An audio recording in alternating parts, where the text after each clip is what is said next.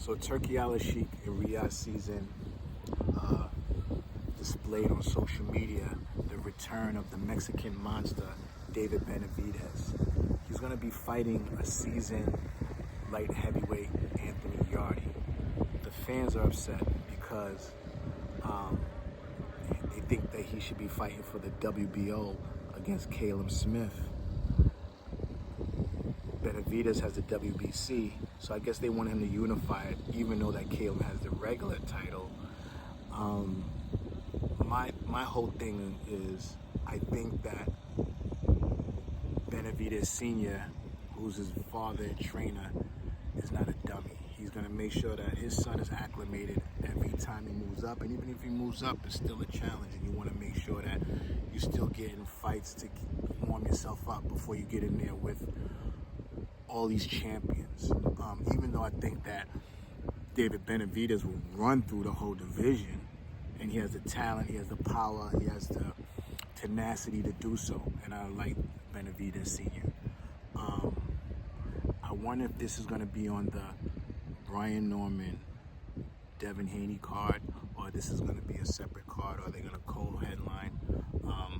It would be fascinating if they co-headline, because it seems like that's what Turkey Al Sheikh is doing. You know, he's doing one with Zepeda and Stevenson and Berlanga, you know, co-headlining Stevenson and Berlanga.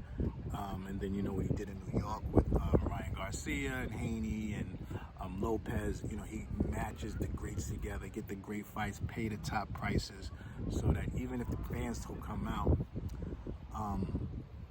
these are prizes.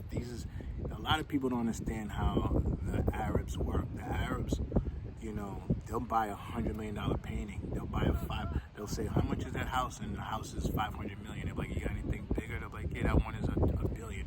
They'll give you $1.1 billion for it.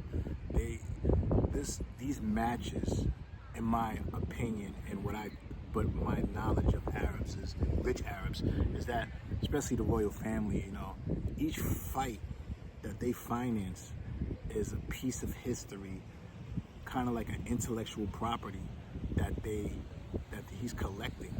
So you guys are making a bunch of money, you can point fingers, this and that, but they are creating legacy for the royal family and the Saudis with boxing, and they're paying top dollar.